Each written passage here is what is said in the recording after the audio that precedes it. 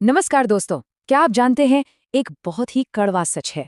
अगर आप राजनीति से दूर है ना, तो भी राजनीति आपसे दूर नहीं है। वो आपके जीवन के हर छोटे बड़े फैसले को प्रभावित कर रही है। आज के इस एक्सप्लेनर में हम बात करेंगे कि आखिर राजनीतिक जागरूकता इतनी जरूरी क्यों है और कैसे एक आम नागरिक सिर्फ अपने अधिकारों को समझकर समाज में एक बहुत बड़ा बदलाव ला सकता है। तो चलिए शुरू करते हैं। देखिए, अक्सर हमारी सोसाइटी में ना एक बहुत ही आम सी धारणा देखने को मिलती है। लोग सोचते हैं, यार मुझे पॉलिटिक्स से क्या लेना देना, मैं तो इससे दूर ही ठीक हूँ। लेकिन एक मिनट के लिए सोचिए, क्या सचमुच राजनीति से खुद को अलग रखकर आप सेफ हैं? क्या मुंह मोड़ लेने से पॉलिटिक्स आपको इफेक्ट करना बंद कर देगी? बिल्कुल नहीं। असलियत तो इसके बिल्कुल उलट है दोस्त। अगर आप पॉलिटिक्स से दूर भागते हैं ना, तो इसका मतलब ये कतई नहीं है कि पॉलिटिक्स आपका पीछा छोड़ देगी। सुबह उठने से लेकर रात को सोने तक आपके रोजमर्रा के हर एक डिसीजन पर इसका सीधा असर होता है। देश में महंगाई कितनी बढ़ेगी, आपको रोजगार के अवसर मिलेंगे या नहीं, या फिर शिक्षा का स्तर कैसा होगा, सच कहूं तो ये सब कुछ राजनीति ही तय करती है। ठीक है, तो चलिए इस पूरे टॉपिक को डीकोड करते हैं। आज हम इस एक्सप्लेनर को 5 स्टेप्स में समझेंगे। पहला, राजनीतिक जागरूकता क्या है। दूसरा, ये क्यों जरूरी है। तीसरा, अगर हम इग्नोर करते हैं तो इसकी क्या कीमत चुकानी पड़ती है। चौथा, एक अवेयर सिटीजन कैसे बने। और पांचवा, हम नागरिकों की असल ताकत क्या है।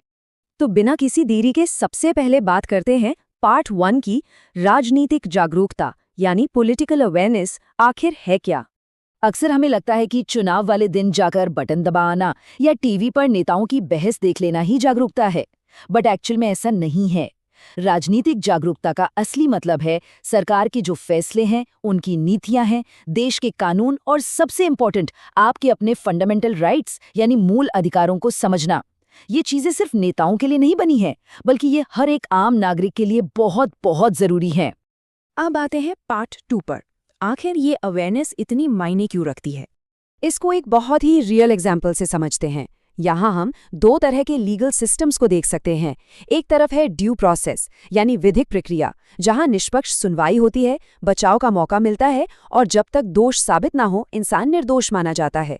और दूसरी तरफ है हाल ही में चर्चा में रहा बुलडोजर न्याय का मॉडल, जहाँ बिना किसी हियरिंग के तुरंत सजा दे दी जाती है और भीड़ तालियां बजाती हैं।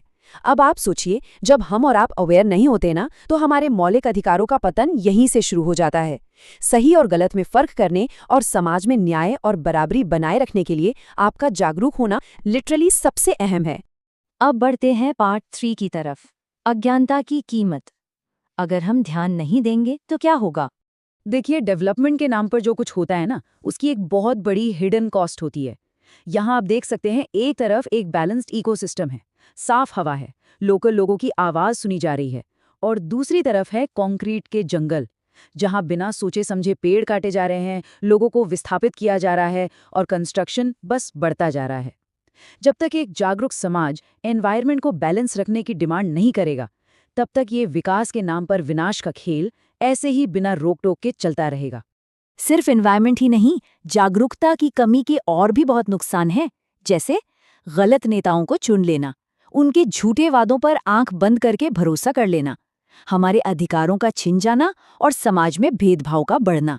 सीधी सी बात है बॉस, अगर आप अपने भविष्य के फैसले खुद नहीं लेंगे ना, तो कोई और आपके लिए वो फैसले लेगा, और वो शायद आपके हक में ना हो।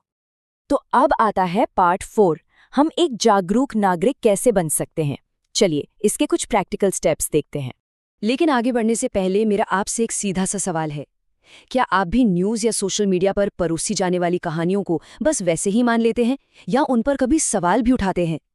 फेक न्यूज़ के इस दौर में ना, क्रिटिकल थिंकिंग यानी सवाल पूछने की आदत डालना किसी भी बदलाव की सबसे पहली सीढ़ी है। तो चलिए इसे स्टेप बाय स्टेप समझते हैं। स्टेप 1, हमेशा टीवी, अखबार या डिजिटल प्लेटफॉर्म से भरोसेमंद और ऑथेंटिक खबरें पढ़ें।